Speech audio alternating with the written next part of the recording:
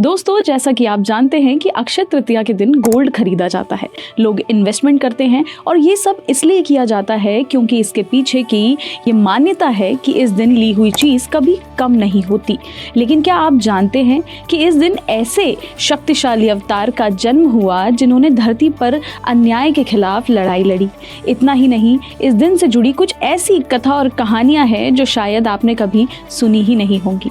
नमस्ते दोस्तों, मेरा नाम निधि विनोदिया है। कथा और कहानियों में आप सभी का स्वागत करती हूँ। आज हम बात करने वाले हैं अक्षय तृतीया के उस पहलू की जिसे हम अक्सर इग्नोर कर देते हैं। आज के समय में इस दिन को ज्यादातर लोग धन और खरीदारी से जोड़कर देखते हैं, लेकिन असल में इसका महत्व सिर्फ इतना ही नहीं है। ये भगवान परशुराम के जन्म से भी जुड़ा है, जो भगवान विष्णु के छठे अवतार माने जाते हैं। सबसे पहले ये समझते हैं कि अक्षय तृतीया का मतलब क्या होता है। अक्षया का मतलब होता है कभी खत्म ना हो, और तृतीया मतलब तीसरा दिन, यानी ये ऐसा दिन माना जाता है जिसमें किया गया कोई भी काम, जैसे दान या किसी चीज की शुरुआत, कभी कम नहीं होती, बिल्कुल समय के साथ बढ़ती रहती है। इसी वजह से लोग इस दिन को बहुत शुभ मानते हैं और इसी दिन भगवान परशुराम का जन्म भी हुआ था। उन्हें एक ऐसे अवतार के रूप में जाना जाता है जिन्होंने धर्म की रक्षा के लिए जन्म लिया। उनका जन्म ऋषि जमदाग्नि और माता रेणुका के घर हुआ।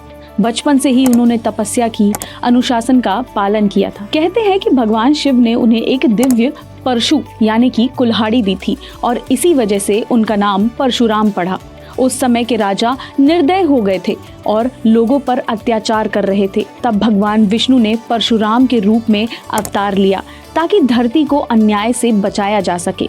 उन्होंने अत्याचारियों के खिलाफ युद्ध किया और धर्म की रक्षा की। इसी वजह से उन्हें एक वीर योद्धा और ऋषि दोनों के रूप में माना जाता है। परशुराम जी की एक और खास बात यह है कि वो एक चिरंजीव है, यानी कि जो आज भी जीवित है। पुराणों और ग्रंथों के हिसाब से माना जाता है कि वो भविष्य में कल्कि अवतार के गुरु बनेंगे और उन्हें शस्त्र विद्या सिखाएंगे। अक्षय तृतीया और इस दिन से जुड़ी और भी कई मान्यताएं हैं। माना जाता है कि इस दिन महर्षि वेदव्यास ने महाभारत लिखनी शुरू की थी और माँ गंगा भी पृथ्वी पर अवतरित इसी दिन हुई थी, इसलिए ये दिन धार्मिक रूप से बहुत पवित्र माना जाता है।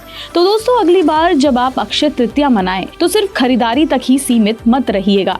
इसके पीछे छुपी हुई कहानियों और इसके असली महत्व को भी समझिए, खास करके भगवान परशुराम के जन्म की महत्वता। अगर आपको ऐसे ही रोचक और ज्ञान से भरे टॉपिक पसंद है तो चैनल को सब्सक्राइब करें और हमारी वीडियो को ज़्यादा से ज़्यादा लोगों तक शेयर करें। नमस्कार।